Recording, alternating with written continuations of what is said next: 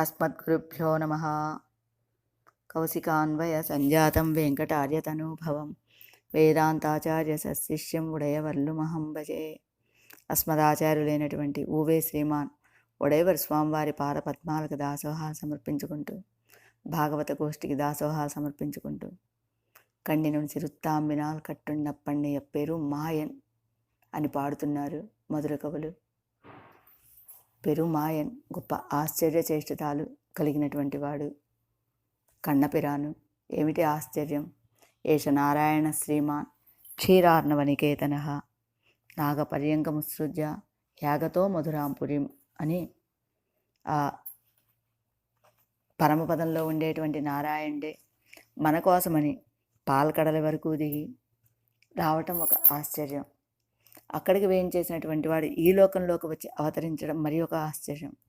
అక్కడికి వచ్చినటువంటి వాడు, ఈ లోకంలోకి వచ్చినటువంటి వాడు మధురా నగరంలోకి వచ్చి అవతరించడం ఇంకొక ఆశ్చర్యం. అదే చెప్తారు మనకి నమ్మాళ్ళ వాళ్ళు కూడా. సూటు నన్ మాలగల్ తూయనయేంది విన్నోరుగల్ నన్నీరు ఆట్టి అం తూపం తరా నిற்கவே ఆంగు ఓర్ మాయయినాల్ ఈట్டைய వెన్నై తొడు ఉండపోందు ఇమిలేత్తువన్కూన్ కోట్టిడై ఆడినై కూత్తు అడలాయర్దం కొంబినుక్కే అని పరమాత్మ శ్రీవైకుంఠంలో ఉన్నట్ట. ఆ ఉన్న సమయంలో నిత్యసూరులంతా కూడా ఆయనకి తిరువారాధన సమర్పిస్తున్నారట. ఆ సమర్పించే సమయంలో ధూపాన్ని సమర్పించారట. ఆ తర్వాత దీపకైంకర్యం. ఆ సమర్పించే సమయంలో పరమాత్మకు ఒక ఆలోచన కలిగిందట, ఒక సంకల్పం కలిగిందట. ఏమిటా సంకల్పము?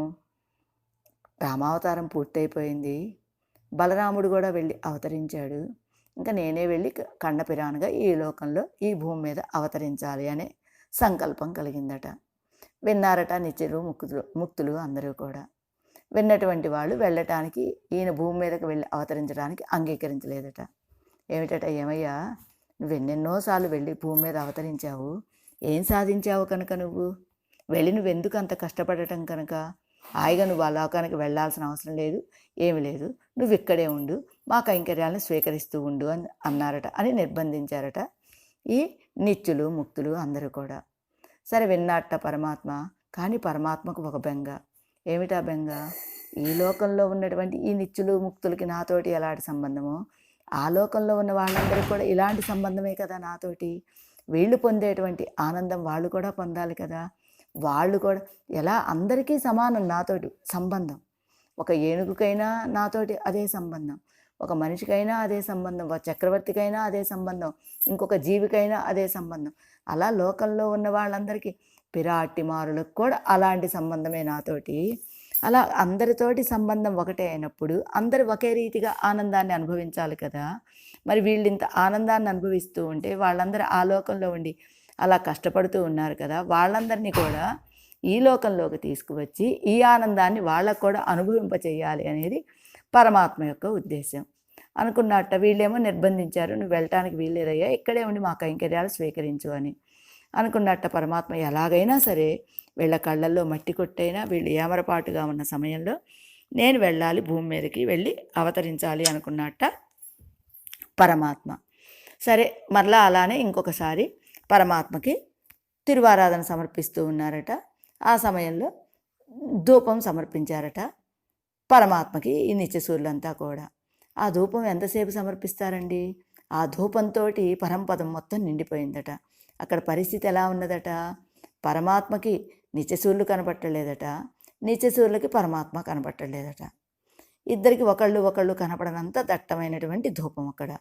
అనుకున్నట్ట వెంటనే ఈ సమయంలో కనుక నేను వెళ్ళి భూమి మీద అవతరించానంటే ఇక్కడ 1-2 నిమిషాల సమయం అయితే అక్కడ అనేక సంవత్సరాలు అవుతుంది కనుక, అక్కడ సమయం ఇక్కడ సమయానికి అక్కడ సమయానికి వ్యత్యాసం ఉన్నది కనుక ఈ సమయంలో వెళ్ళి నేను అవతరించాలి అనుకున్నట్ట.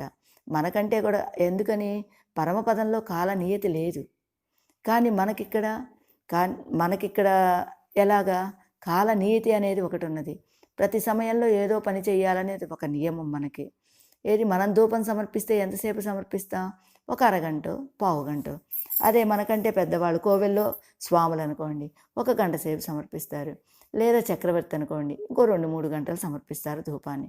అలా ఒక కాల నీతి ఉన్నది. కానీ పరంపదంలో ధూపం ఎంతసేపు సమర్పిస్తారండి నిత్యసూరులంతా కూడా పరమాత్మ కంటే? వాళ్ళకి ఎంతసేపు కైంకర్యం చేయాలనిపిస్తే అంతసేపు సమర్పిస్తూ ఉంటారు. ఎందుకని? అక్కడ కాలనీయతి లేదు.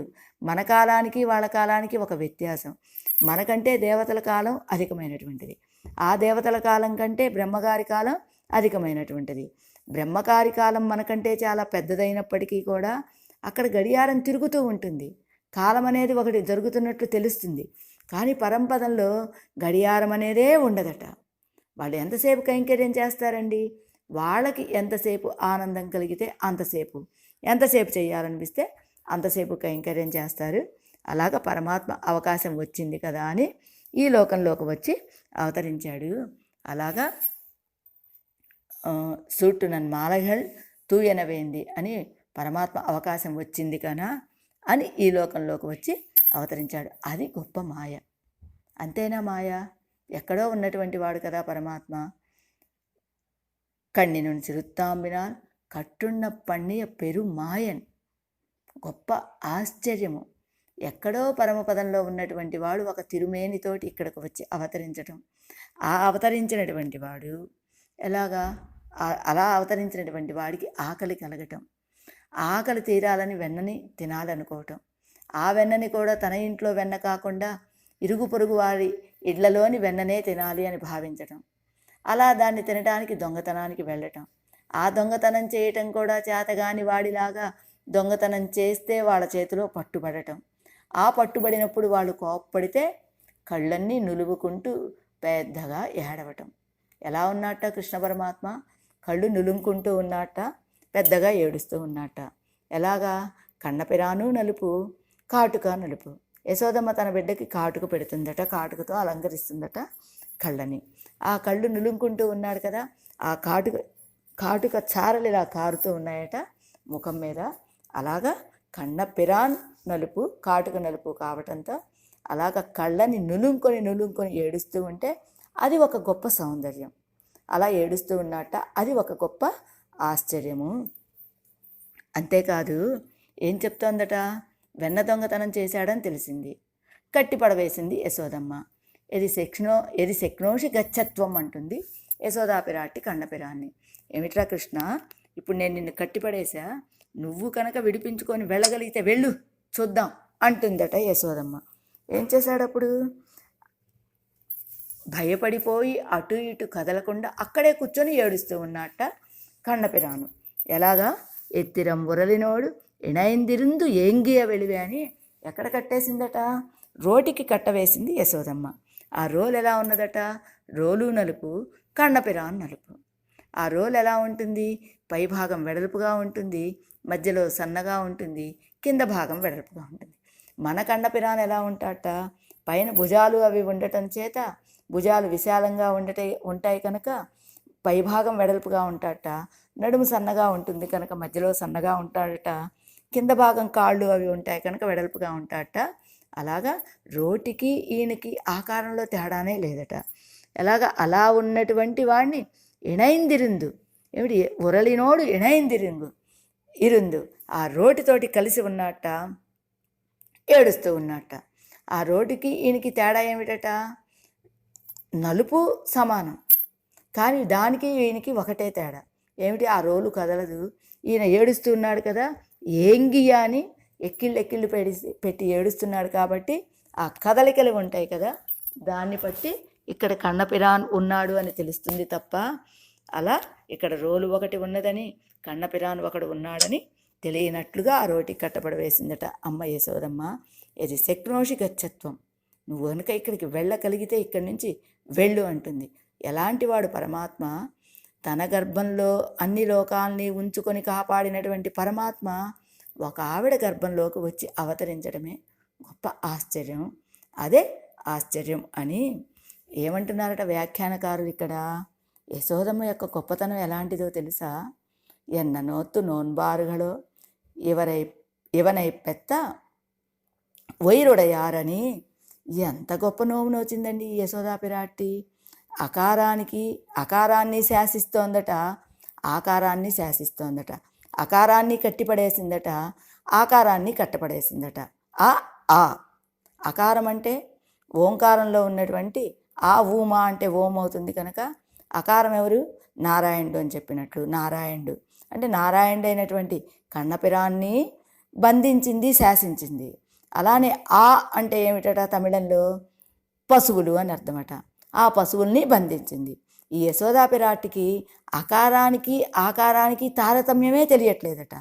రెండిటిని ఒకే రకంగా చూసినటువంటి ఆవిడట ఈ యశోదాపిరాటి. ఆ పశువులకి ఏం చేస్తుంది? నిద్ర లేవగానే వాటికి కాసిన నీళ్లు పోస్తుంది, ఆ తర్వాత ఇంత మేత వేస్తుంది, వాటిని కట్టివేస్తుంది. అలానే మన కన్నపిరాను కూడా కట్టిపడవేసింది యశోద.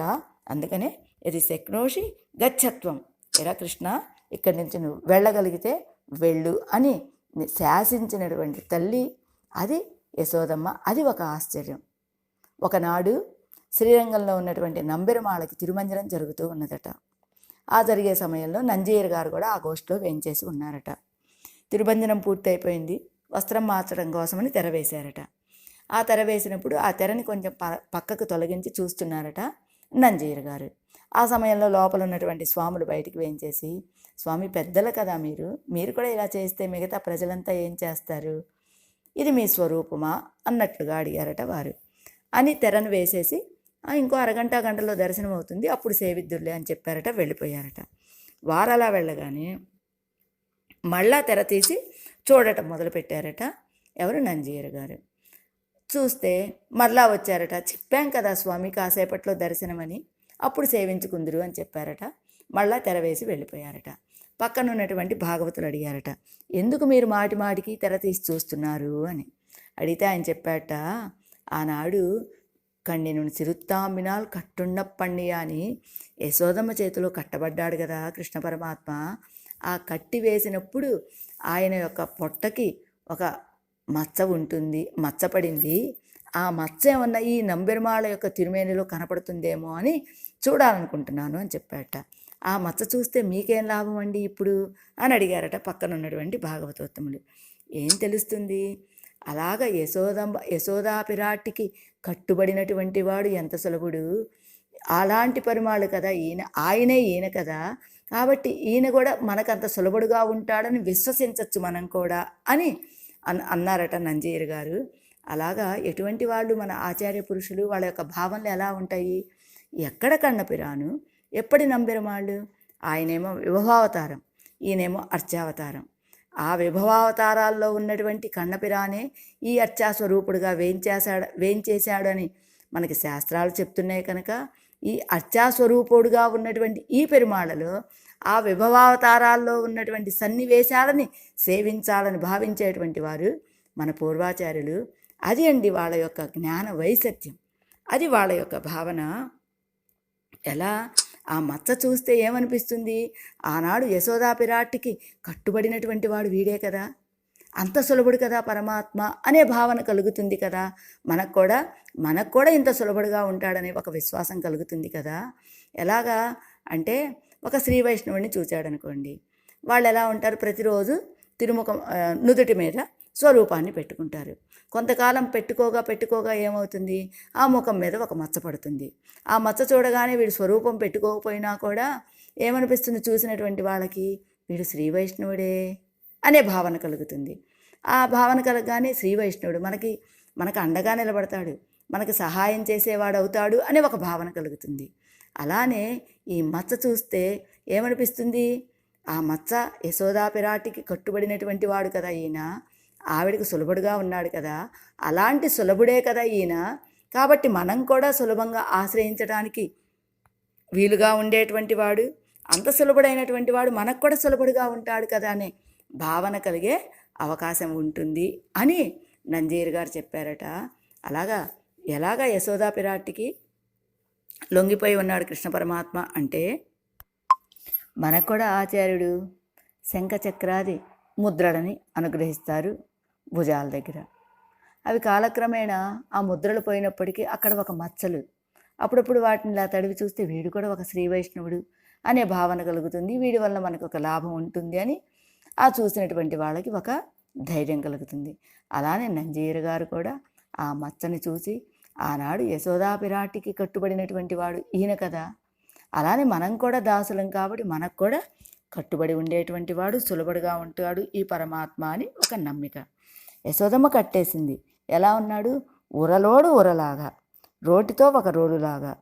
ఆ కట్టేసింది ఎందుకు అంటే, తిత్తిత్త పాలయం కడావేల వెన్నయం మెత్త తిరువయర్ ఆర ఉండాయని. ఇంట్లోకి పెట్టినటువంటి పాలు కనపడలేదట, వెన్న కనపడలేదట.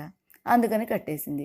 చూసిన వాళ్ళు ఏమన్నారట, ఏమమ్మా నీకు ఇంతకాలం మా ఇంట్లో వెన్న తినేవాళ్ళు లేరు, పాలు తాగేవాళ్ళు లేరని కదా నువ్వు తపస్సులు చేశావు, ఈవేళ పిల్లవాడు పుడితే నువ్వు ఇలా మాట్లాడటం ఏమిటి అని అడుగుతున్నారట చూసినటువంటి వాళ్ళు.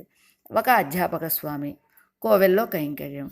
ఆ కైంకర్య సమయంలో ప్రతిరోజు కోవెల్లో ఎప్పుడూ బోలెడన్ని ప్రసాదాలు, పులిహోర, దద్దోజనం, అక్కారరిస, ఇలాగా ప్రసాదాలన్నీ ఎప్పుడూ ఉంటాయి.